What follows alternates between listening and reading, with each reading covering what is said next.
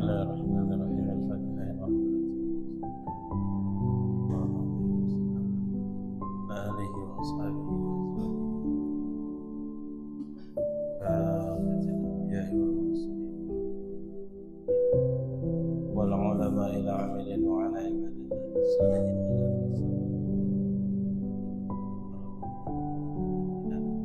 ashabi sayyidina Rasulullah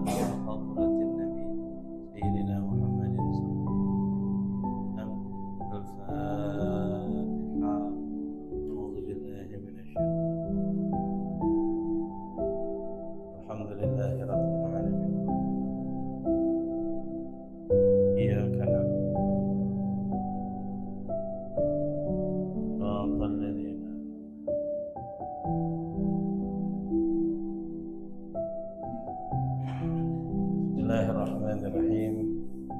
Assalamualaikum warahmatullahi wabarakatuh. Alhamdulillahi rabbil alamin. Assalatu wassalamu ala asyrafil anbiya'i wal mursalin sayyidina wa maulana Muhammadin wa ala alihi wa sahbihi ajma'in. Qala al-mu'allif rahimahullahu ta'ala wa Adam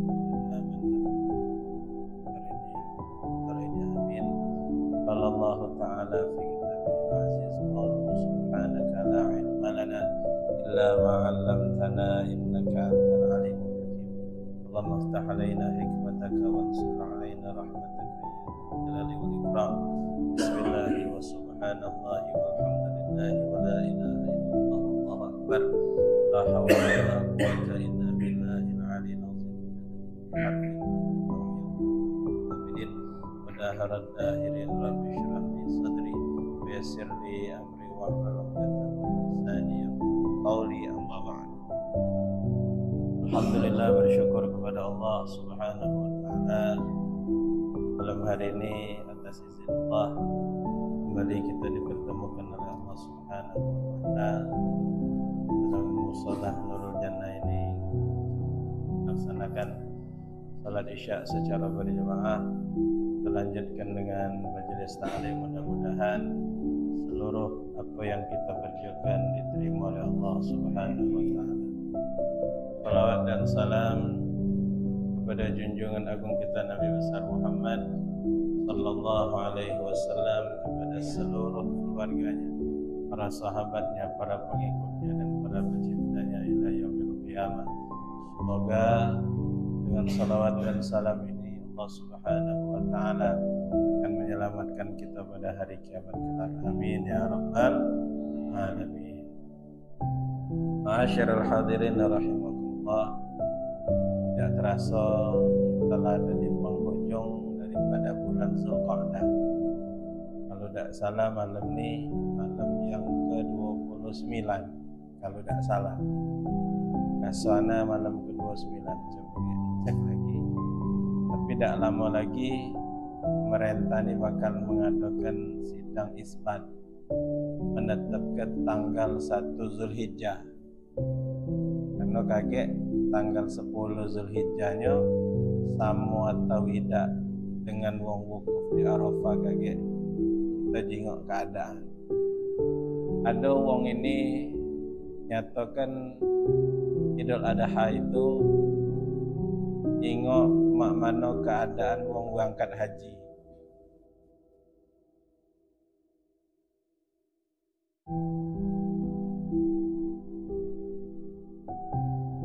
Karena wong wukuf di Arafah itu tanggal 9 Zulhijjah. Jadi besoknya hari ayo. Uji wong salah satu pendapat kita melok Mekah Ngapo? Karena ini Idul Adha lebaran haji. Jadi patokannya wong wukuf. Itu pendapat dari beberapa saudara-saudara kita. Ada lagi juga pendapat kita ini bukan melok wukufnya, bukan yang di tanah air ini, melok tanggal yang ada di sini, bukan melok patokan wukuf di Arafah. Jadi jelas ada perbedaan pendapat. Nah, cuman yang kita harapkan kaget mudah-mudahan tidak dokati beda. Jadi tidak sigo gino kita nih, ya. Tapi kalaupun memang beda, kita lah biasa. Ada yang lebaran duluan, ada yang besoknya. Ada yang berpatokan melok Mekah. Seandainya tahun ini lain-lain, kali duluan. Ada yang patokan melok pemerintah. Seandainya tahun ini lain-lain, kita belakangan. Tapi kita harapkan mudah-mudahan tidak kati perbedaan, tak lemah rasanya, ya. Lain-lain itu tak lemah, kurang semangat, kurang semangat. Yalah ala kulli hal, kaget ketemu dengan yang namanya tanggal 8 sama tanggal 9 Zulhijjah. Tanggal 8 itu Tarwiyah, tanggal 9 itu Arafah. Nah inilah yang kadang ditanya gua. Jadi kami nih puasa seandainya beda, dan ini itu ke seandainya beda. Tapi kalau sama aman, seandainya beda. Jadi mak mana Ustaz kalau beda? Wong sano tanggal 8 kita masih tanggal 7. Wong sano wukuf kita tanggal 8, seandainya beda. Jadi puasanya mak mana? Nah, yang kata ulama, niat puasanya itu tergantung mak mana tanggalnya, bukan mak mana keadaan di sana. Jadi seandainya di sini tanggal 8 Zulhijjah, berarti puasa kita puasa Tarwiyah. Walaupun di sana sudah wukuf, melok tanggalnya. Bukan melok kejadiannya, bukan melok tanggal. Itu kata para ulama. Tidak usah bingung-bingung. Giliran tanggal 8 puasa, nak puasa silahkan Tarwiyah. Tanggal 9 puasa Arafah. Ada lagi sih kau Ustaz, dia tidak bingung. Tidak usahlah puasa. Tidak. Hebat pula orang. Dan aku tak bingung-bingung. Wong nak Tarwiyah, nak Arafah, nak pening-pening pala, nanti ke mana niatnya. Hebat kau. Jadi kau mak mana? Aku tak puasa. Sayang, ya, sayang. Dari tanggal 1 Bapak diajarkan oleh guru-guru kita banyak keterangan dari beberapa ulama kita habaib. Tanggal 1 Zulhijjah sampailah tanggal 10 itu disuruh memperbanyak ibadat, ya.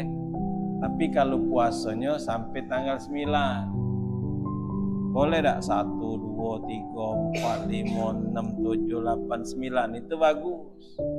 Men payah nyarinya, ya, payah. Kalau nak kelang-kelang juga tak apa-apa.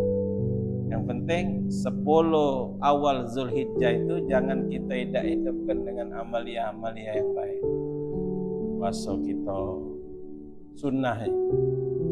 Dan juga beberapa wirid-wirid disuruh memperbanyak membaca tasbih. Ya, disuruh memperbanyak membaca tasbih. Jadi 10 hari awal daripada Zulhijjah itu adalah hari-hari yang keutamaannya Masya Allah di hadapan Allah Subhanahu wa ta'ala. Jangan kita lewat-lewat itu. Lupa cak kita isi dengan amal ibadah. Iyalah, itu sebagai satu mengingatkan satu sama lain untuk kita menghadapi bulan Zulhijjah ini. Dan kaget sampai tanggal 10 Zulhijjah sama pecah kita lagi ayo kemarin itulah sunat kita salat Id. Sunat sebelumnya itu mandi. Cuman agak bedanya dengan Idul Fitri. Kalau Zulhijjah nih, jangan dulu memakan minum habis subuh tuh. Sampailah kita menyelesaikan salat Idul Adha. Sampailah menyelesaikan salat Idul Adha. Kita ni nyebutnya puasa burung. Puasa burung. Tahanlah kalau ada Waya-waya dengan kita sampai maghrib lagi tahan. Sahur dah Ustaz. Tak pula nak sahur. Lagi aku sakit perut nak lain. Kalau yang punya simpanan tu ada. Kan kira-kira ada mudarat, sahur ke dulu, cak makan apa, wasing makan apa. Apa nak lontong mendaging belum ada. Tunggu tetak wong dulu. Jadi pagi itu nahan dulu. Jangan dulu bermakan. Nah, yang agak susah nih Pak, kami yang khutib ini, khutbah, imam kita, khutbah kita, minum tidak, minum tidak. Maka kalau makan tu taruhlah. Kalau minum tu lah yang agak ini. Kalau seandainya Pak tahan, cuman agak tak lemak rasanya. Karena ngoceh ni kan. Jadi pagi itu sunnahnya sama dengan pecah sunnah hari raya biasa. Cuman bedanya itu, kalau potong kuku sama, mandi sama, pakai baju yang terbaik sama. Bedanya tadi makan atau tidaknya. Kalau Idul Fitri makan dulu. Kalau Idul Adha puasa dulu. Habis sholat baru nak makanan lajulah.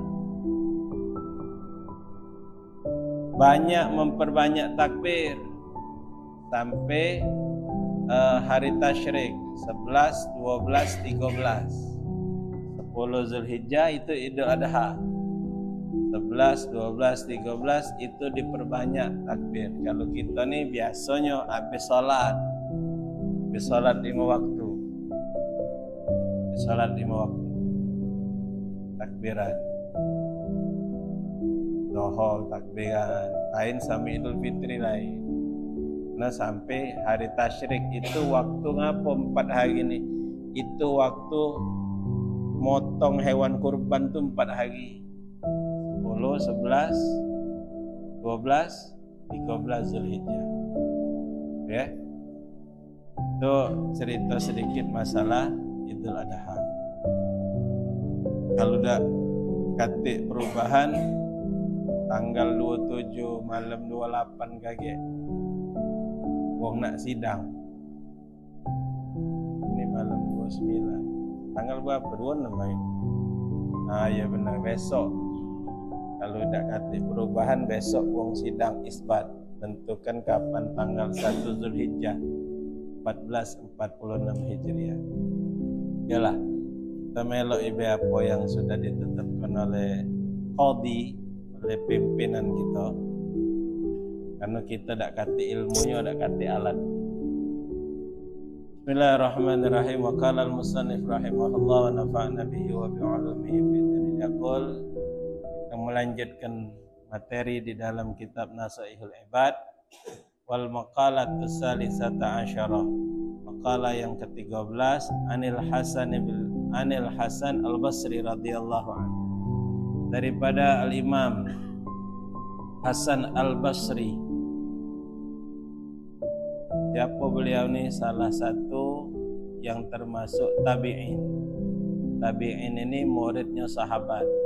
Itu tabi'in. Sahabat tabi'in, tabi'in bawah lagi. Berarti masih periode-periode pucuk sana. Beliau ni wa huwa min akabirit tabi'in. Daripada tabi'in yang pemuka-pemuka tabi'in. Yang besar, yang hebat. Apa beliau nyatakan? Man la adabalahu ma'allahi ta'ala wa ma'al khalqi la ilma lahu yu'taddu bihi. Yang pertama, nasihat dari beliau, siapa yang tidak ada tata krama, adab pada dirinya, ma'allahi ta'ala wa ma'al khalqi, terhadap Allah Ta'ala dan terhadap makhluk Allah. Siapa yang tidak punya adab, tata krama kepada Allah dan kepada makhluk Allah, la ilma lahu yu'taddu bihi, maka pada diri wong itu dak kate ilmu yang dianggap dengan ilmunya itu, dak kate, dak ada dianggap ilmunya walaupun dia ada ilmu, karena dia dak kate adab. Itu yang kata ulama, posisi adab tu lebih tinggi dari ilmu. Ta'allamul adab summal ilim, belajar dulu adab baru belajar ilmu. Arti kata apa? Kalau kita belajar ilmu tapi tidak belajar adab, ilmunya tu kosong baiknya. Kata adab, apa kata Imam Hasan Al-Basri? Adab kepada Allah dan adab kepada makhluk Allah. Tata krama, adab kepada Allah dan adab kepada makhluk Allah.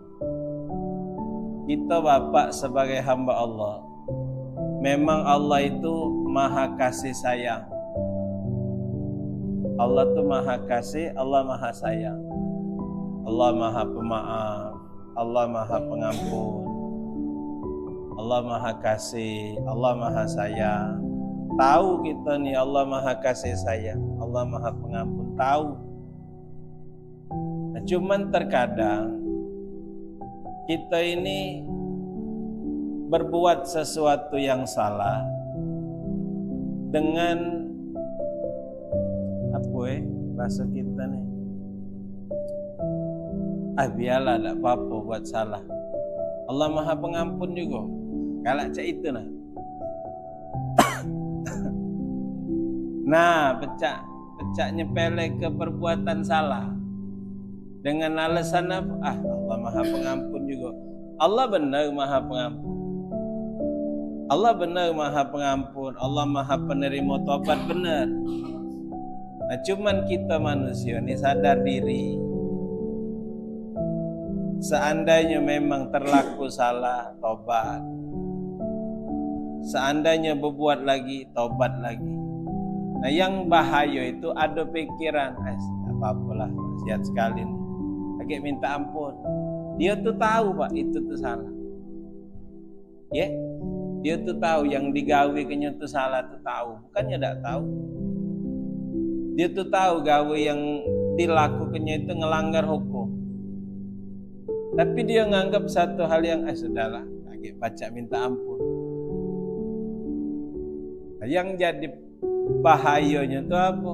Sebelum minta ampun ajal datang. Nah, apa dia dalam kalimat di internet segala, ajalmu tidak menunggu taubatmu. Ajal tidak ada nunggu kita taubat. Ada lagi, kita nih Bapak, manusia nih alangkah sedikitnya yang syukur atas nikmat Allah. Kaso mak kayo kita nih nganggap kita nih wong yang paling susah, paling sago, padahal Allah ngenjuk sama kita tuh nikmat banyak. Jadi sampai-sampai manusia ini dinyatakan oleh Allah, wa qalilum min ibadiyasy syakur. Dikit kata Allah hambaku yang syukur. Karena pandangan manusia ini nikmat itu cuma batas dunia ini lah. Mana adab kita? Padahal nikmat Allah banyak. Nikmat Allah dari ujung rambut sampai ujung kaki itu nikmat kan. Mencak buntu-buntu ginjal laju ke lah ada. Misal cak buntu. Ya. Untuk cak sago ada jual ginjal sikok ada miliar boleh duit. Berarti mahal barang ni. Jangankan yang kita nampak di luar ini, yang di dalam ni lebih hebat lagi, lebih mahal lagi, berarti banyak. Nah cuman manusia ni lah kadang kurang syukur. Nikmat tadi banyak. Allah Maha Kasih, Allah Maha Sayang, Allah Maha Pengasih, tidak pilih kasih. Allah Maha Penyayang, khusus untuk hamba-hambanya yang disayang. Allah tidak pilih kasih. Wong beriman, tidak beriman, Allah njuk. Wong bertakwa atau wong yang ahli maksiat, Allah njuk. Wong muslim ataupun wong kafir, Allah njuk. Allah tidak pilih kasih. Tapi Allah Maha Rahim, Allah Maha Penyayang, khusus untuk hambanya yang disayang. Siapa mereka? Mereka wong yang beriman dan bertakwa kepada Allah. Siapa mereka? Mereka-mereka yang menjadikan dunia ini cuma tempat tinggal sementara. Mereka-mereka yang tidak menganggap dunia ini tempat tinggal selamanya tidak. Jadi apa yang sudah lanjut sama dia? Apa yang sudah Allah tetapkan sama dia? Dia ridha nerima. Syukur dia sama Allah. Hadap kita Pak. Kita pernah minta nyingok? Tak pernah. Minta penjingoan ini, baca nyingok ni ada pernah kita minta? Tidak. Ada kita minta nengang? Ada pernah kita minta untuk biar baca ngucap? Tak ada. Tapi Allah njuk. Nah itu kadang manusia kadang kurang beradab tuh ketika dia dijak nikmat tapi dia dikit yang bersyukur kepada Allah. Nikmat, makan, masih baca galau, alhamdulillah. Walaupun maaf, mungkin hidup kita ni agak saru, agak susah. Cuman makan baca galau. Tambah lagi kondangan, kondangan 12, kaget habis haji banyak 8-12. Ini masih bulan Hafid. Wong ni galak nandak ngantenkan bulan Zulqaidah, ujung bulan Hafid. Kaget saja. Jepit. Gimana nak terjepit ni ada? Aku ni sensitif ngomongin pengantin, enggak ada yang pengen. Ada yang kondangan, makan banyak. Baca kalau dia makan masih ada yang tidak baca.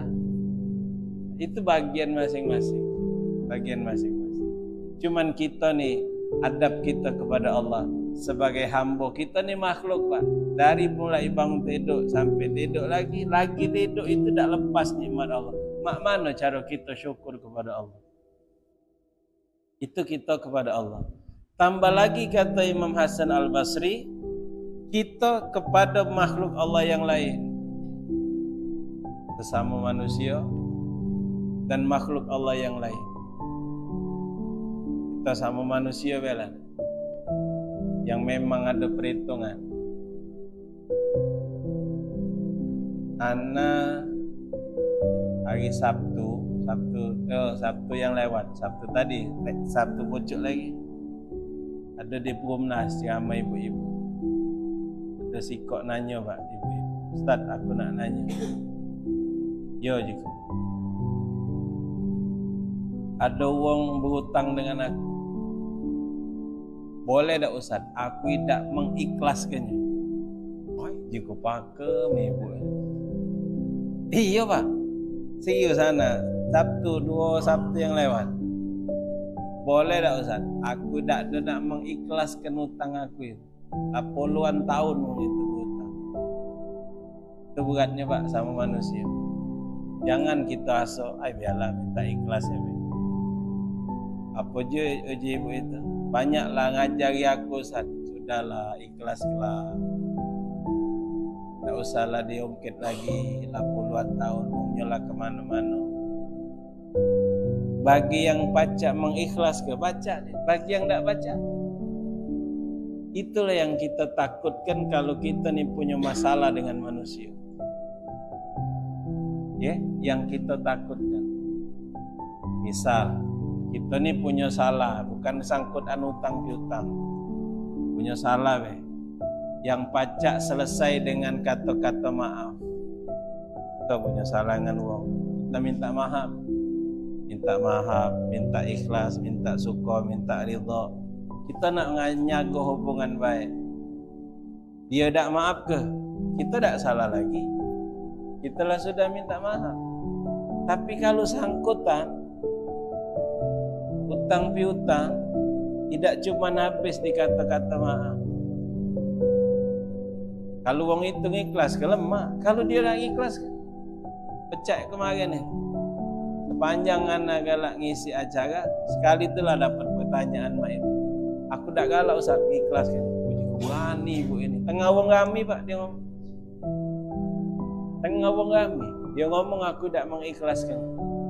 Ya sudah je ku, mak mana lagi kalau ibu tak ikhlaskan. Ya barang-barang dia ni ya. Emas-emas dia ni kan dipinjam. Wong ni pula giliran lah minjem tu lupa ada. Iku apa cecil dikit-dikit. Ada selepo juga yang minjem itu tadi. Ngilang nian dari beredar kan. Apa teguk bumi, apa tenggelam, wong itu tak tahu kan. Puji kabar ada, tapi tak kata. Karena menghindar tadi. Jadi sama Allah beradab, sama manusia juga punya adab. Jangan kita buat salah dengan wong. Jangan kita nyakit hati wong. Jangan kita murik hati wong. Nyinggung perasaan manusia ni Pak. Walaupun kecil, walaupun dikit. Mengkali kita yang nyinggung lupa, tapi yang disinggung tu masih ingat. Yang disinggung tu masih ingat. Yang kita tadi sudah lupa lah bertahun, tapi yang disinggung tadi masih lekat di hati. Itu berat, ya. Kita yang muda beradab dengan yang tua, yang tua menyayangi yang muda, sama berjalan, saling menghormati, saling menghargai. Tapi kalau tak kate rasa saling tadi, itulah kadang jadi masalah. Ini ke tak berteguran dengan ini. Si A ada kelas sama si B. Si A ni tak galak kedewean, ngajak rewa. Ngajak apa? Pasukah. Mulai nyahat ke si B.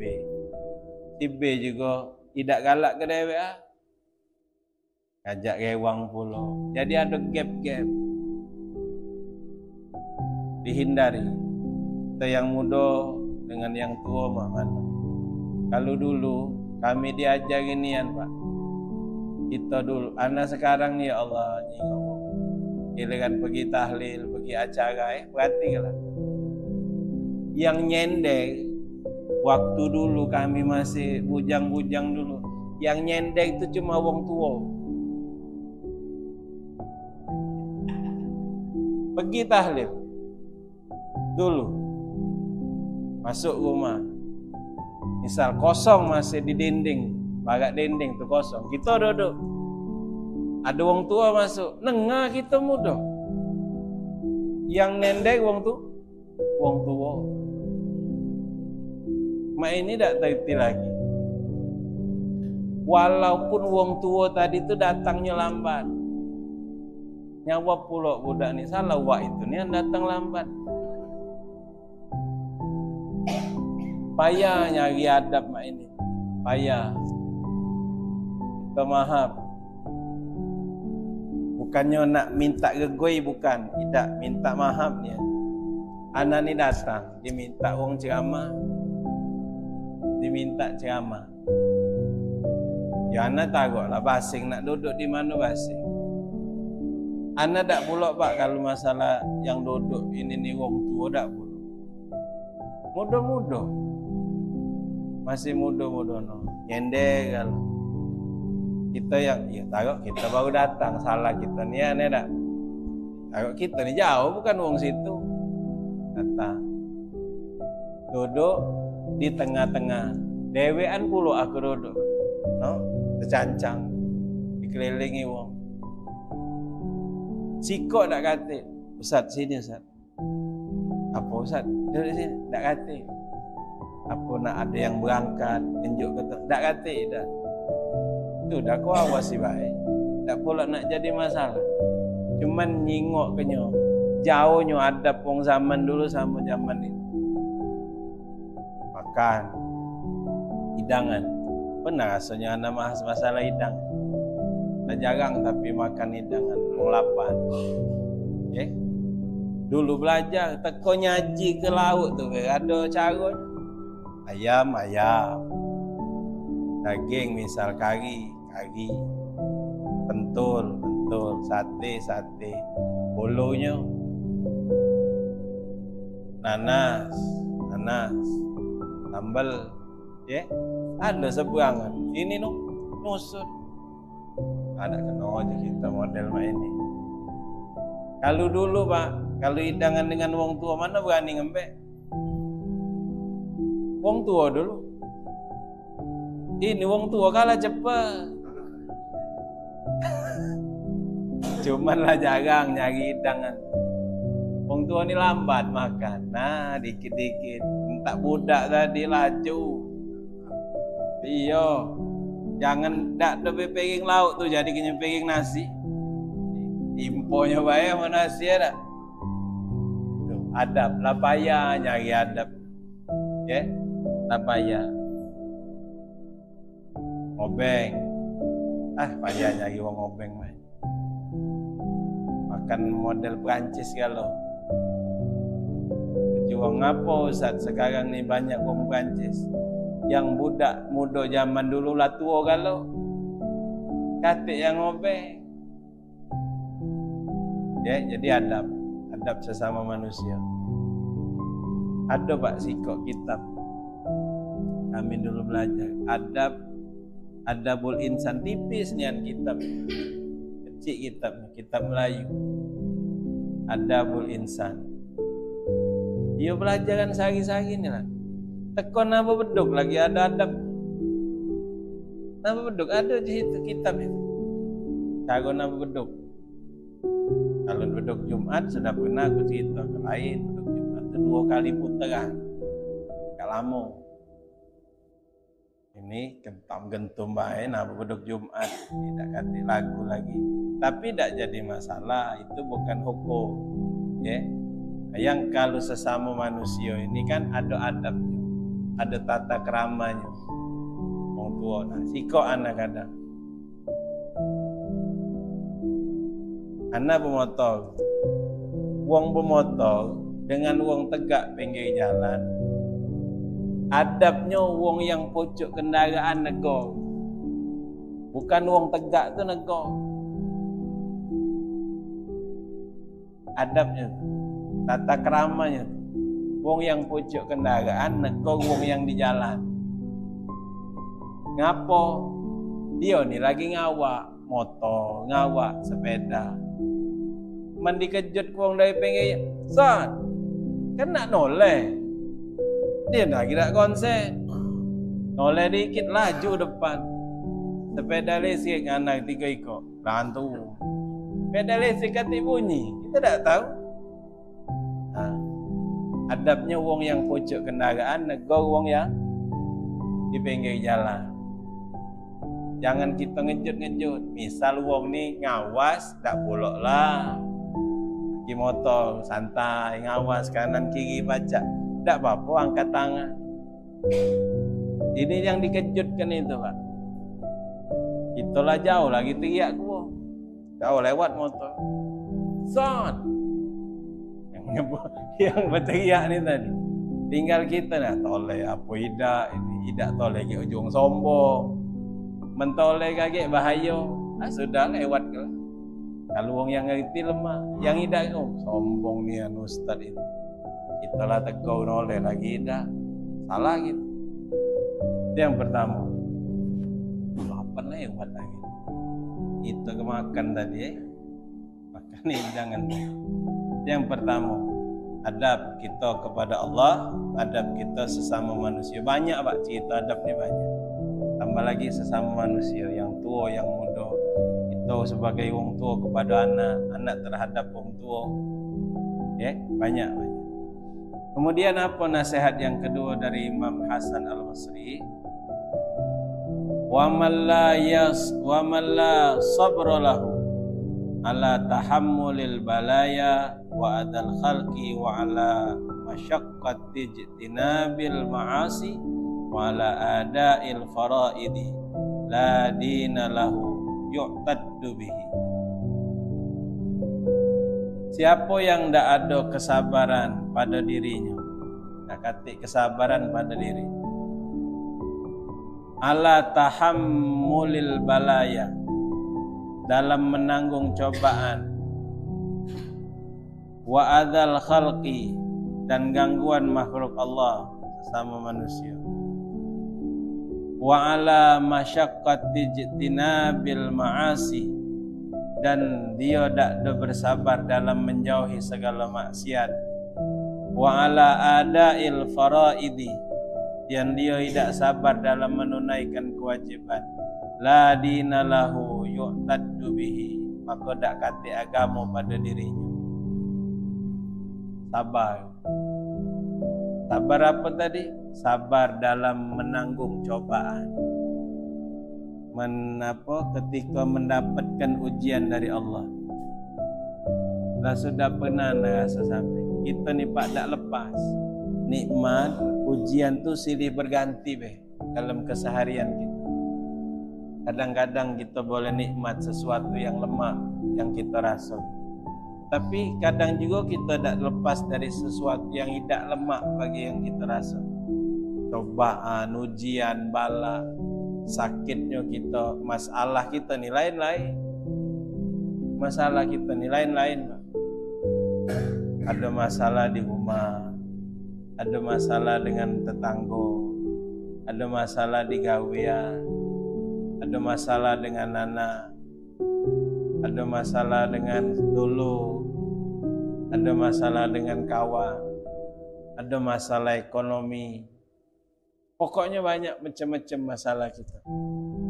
Dan yakinlah Bapak, masalah demi masalah yang kita rasa ke sekarang, cobaan demi cobaan, ujian demi cobaan, ujian demi ujian yang kita rasakan sekarang, yakinlah ada hikmah di baliknya. Walaupun keadaannya tidak lemah, tapi tidak lemaknya, susahnya, solidnya ada batas, pasti selesai. Dan jangan lupa apa yang sudah disampaikan oleh Allah, la yukallifullahu nafsan illa wus'aha. Allah tidak ngenjuk sesuatu cobaan ujian kecuali kita ni sanggup.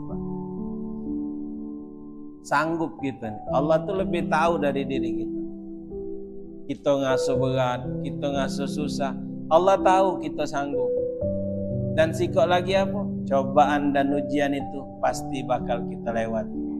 Ada masanya habis. Jika tadi silih berganti, kadang boleh nikmat, kadang boleh ujian cobaan, kadang sulit, tapi kadang senang. Kadang kita ni banyak masalah, tapi kadang juga pelong baik, tak kata masalah apa. Nama itulah, itu nunjukkan kita ni makhluk. Makhluk ini apa? Diatur oleh Sang Khalik, yaitu Allah Subhanahu wa ta'ala. Itulah ngapa nak sabar.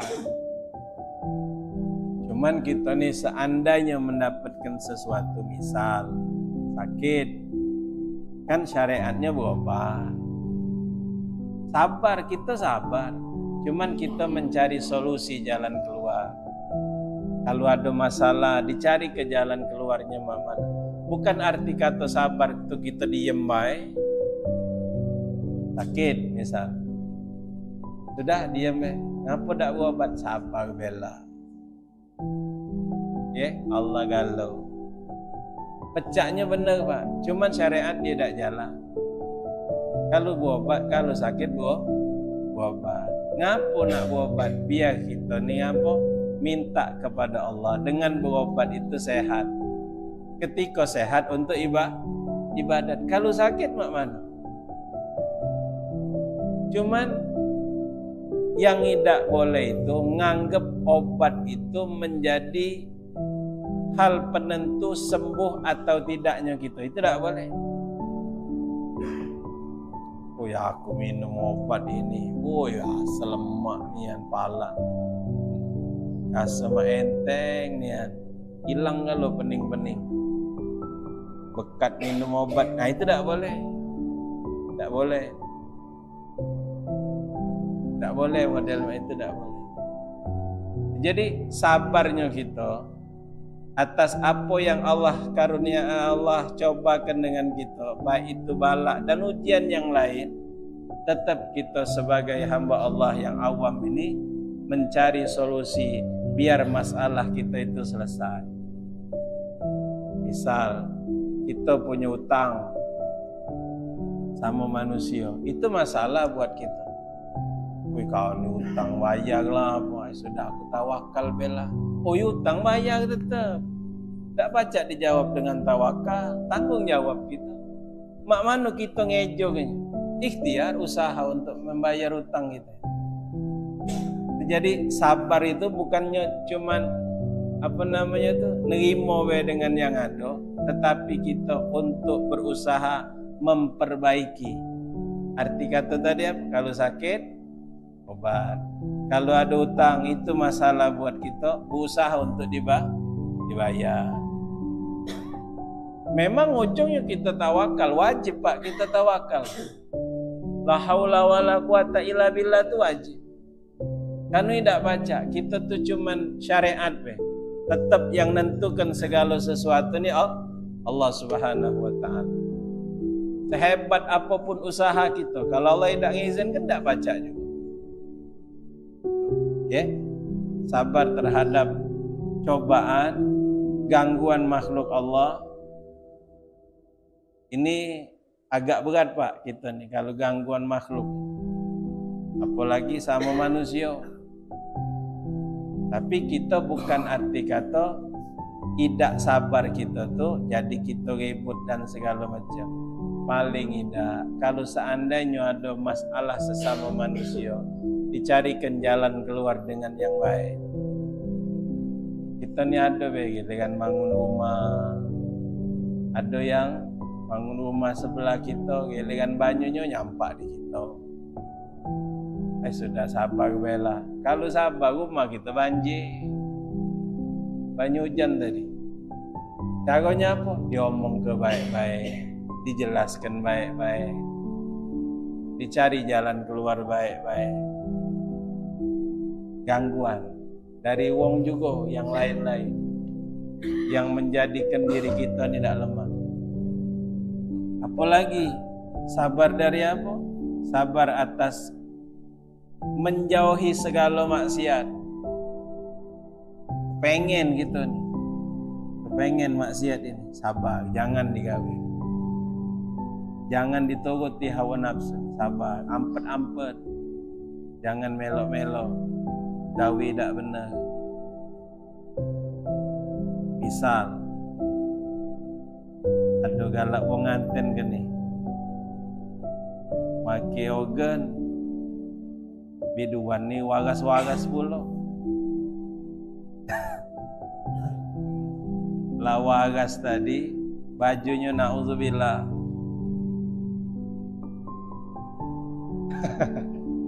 Habis zohor tadi tengok cak wong metu galo nerus ini masih biduan pakem pula tadi.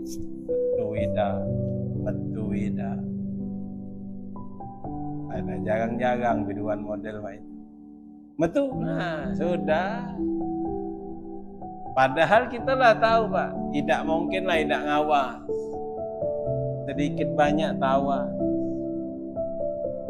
Cuman kami inilah yang galak ceramah ini. Itulah galak sungkan Pak, ceramah pengantin kenyaman ini. Banyak pemandangan tak lemah. Kita disuruh datang cepat. Jam 11 Ustaz, kalau pacak jam 11 Ustaz lah ada di sini. Jika jam berapa mulai ceramah? Jam 11 mulai acara. Uji ku ceramah jam berapa? Bukan mulai acaranya. Ya kalau ceramah paling 11:30 lewat. Ya sudah aja, insyaAllah 11:30 ada di sana. Tidak usah, pacak jam 11 di sinilah. Diteleponnya, datanglah kita Pak, ege-ege. Jam 11 datang, baru mulai. Nih pengantin baru nak naik. Yang aku paling sengkel rasanya tuh, habis ngaji, sambutan kedua belah pihak. Sebelum ceramah tuh mau meri dulu. Yang mau meri. Sebelum kita mendengarkan ceramah, mari kita tari momere. Siapa-siapa yang nak melok nari jatuh ke depan. Oh, yang maju ni betino galau. Kita ditaruh orang di depan. Duduk depan sekali Pak wong ceramah ni. Yang depan ini berjoget. Nah, berjoget, belincak segala macam. Ya Allah, jiku dah. Mak ini kalau ada orang minta ceramah, aku nanya dulu. Ada mau meri dah? Yo, mana ada aku nak galak. Ngapa dok taruh wong depan, ngawasi wong joget. Kita nondok tokok sakit. Diawasi jadi hal lah. Ya Allah, jangan begitu meloknya bukan bahaya. No ustaz mau meri juga. Ayo bahaya ya. Menghindari maksiat, berusaha untuk sabar dalam menghindari maksiat. Kemudian apa? Sabar dalam apa? Menunaikan segala kewajiban. Salat, nak nurut kenyo Pak, semayang misal, sunat, itu berat. Kaget nah balik dari sini nak tidur. Witir itu kan sunat muakkad yang dikuatkan. Walaupun cuma dikit jumlah rakaatnya, diusahakan untuk sholat witir. Tapi kita ni lesu tadi kan nurut kan hawa nafsu, pengen nguling juga belum tentu tidur. Tengok Habib lemak pula Habibah tengok orang tidur solat witir kita. Apa? Sabar dalam melaksanakan kewajiban. Jalan ni be, buyur ni be, 3 rakaat. Jadilah sembahyang witir sebelum tidur. Kalau pacak bangun tengah malam. Salat apa lagi? Salat sunat rawatib.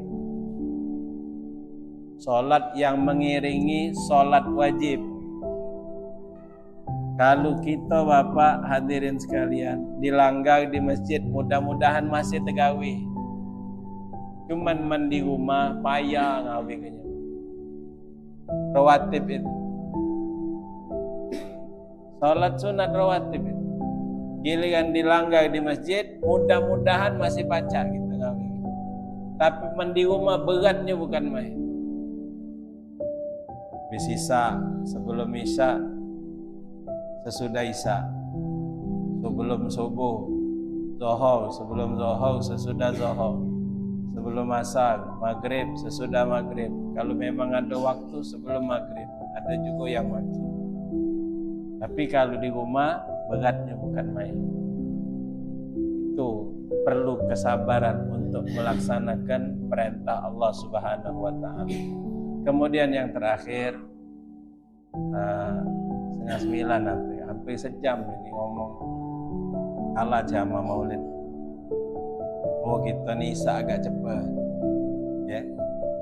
Yang terakhir apa kata Imam Hasan Al-Basri, wa man la wara'a lahu anil maharimi wasyubuhati la zulfa lahu ay la martabata lahu indallahi wa la qurbata lahu minallahi ta'ala. Siapa yang tak katik sifat warok tu hati-hati. Ya, hati-hati pada dirinya terhadap segala hal yang haram dan syubhat, maka tidak ada derajat pada dirinya. yakni ia tidak mempunyai kedudukan di sisi Allah Subhanahu wa taala dan tidak mempunyai kedekatan kepada Allah. Wong yang basingnya weh, kalau dia tak katik sifat wara, basingnya weh, halal haram hantam laju kalau. Siapa yang tak katik sifat wara terhadap halal yang haram dan syubhat, bukan cuman yang haram Pak, yang syubhat juga. Syubhat ini tidak jelas, tidak jelas haram atau halalnya tidak jelas. Tapi syubhat ini lebih mengarah ke haram. Siapa yang bisa menjaga jangan sampai masuk dua hal ini, haram dan syubhat ini, maka dia akan mendapatkan kedudukan di sisi Allah. Kita ni kalau lah nyingok hal yang berkaitan dengan dunia, kadang lupa dengan hukum. Yang penting itu lemak bagi kita, yang penting itu menguntungkan bagi kita. Hukum minggir dulu, dapat ke dulu barang ini, kaget dulu nyingok. Itu kita Pak, manusia. Dia tak nimbang tu, ini boleh apa tidak duit ini nih halal apa tidak, syubhat apa tidak ini. Tanya ke dulu sama ustaz, tanya ke dulu sama kiai. Oh itu jangan, itu syubhat, itu tidak jelas. Jadi ustaz, jadi caranya barang-barang yang tidak jelas itu jangan jadi pakaian, jangan jadi makanan, jangan jadi sandang, jangan jadi papan, jangan jadi apa sih koknya, pangan. Jadi cari apa, isi ke bensin, isi ke pulsa, tandanya barang itu syubhat. Tapi kalau yang haram jangan. Yang syubhat tadi, yang tidak tahu jelas kehalalan dan keharaman, jadikan hal-hal yang model itu. Atau misal kita punya barang ini syubhat, kita tak tahu jelasnya dia ni halal apa haram. Mak mana cara jalankannya? Cari jalan yang berlubang, tampil ke situ. Yang jadi apa? Fasilitas umum, melok ke di situ. Jangan masuk masjid, jangan masuk langgar. Dipilih. Dulu Pak, anak dengar cerita dari guru anak. Tak tahu masjid di mana, anak lupa apa Sungai Lumpur apa mana. Jadi pembangunannya dan sampai beberapa tahun ini, tapi akhir ini wallah alam anak tak tahu. Memang yang nak nyumbang itu, kecuali yang celengan kan tak tahu. Misalnya ada nak nunjuk ini, nak nunjuk ini. Dijingok dulu basicnya, siapa dia? Dari mana kira-kira rezeki dia? Dicari tahu dulu. Dicari tahu. Menkira-kira dia bagus, jelas kehalalannya, masuk ke bagian dalam tempat ibadat. Seandainya masih syubhat, dijadikan apa? Di luar tempat solat, misal jalan pagar masjid, di teras-teras di luar, jalan-jalan yang usah, dijadikan di situ. Tapi masih ada sangkut sama masjidnya. Tapi tidak langsung berkaitan dengan wong ibadat di dalam itu. Ikut lagi. Dapat tak tahu ini halal atau haramnya syubhat, dijadikan apa? Dijadikan WC, dibenarkan di WC-nya, dibenarkan di kamar mandinya, tidak masuk ke dalam ruangan tempat ibadat. Itu hati-hati. Dipilah. Mak ini hari yang penting ada masuk galau. Yang penting ada. Iya mak ini nih payah Pak. Payah medangnya. Mana yang boleh, mana yang tidak boleh. Dulu ada sikap ulama, kalau misal dia pergi kondangan, dia tahu tempat wong itu tuh tidak jelas makanannya tuh dari duit halal apa bukan, bercampur.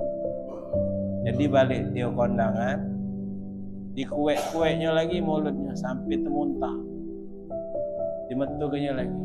Dia menghormati wong itu, dia datang, dia melok baca, dia melok makan, balik ke rumah dikueknya mulut, dimetukannya lagi.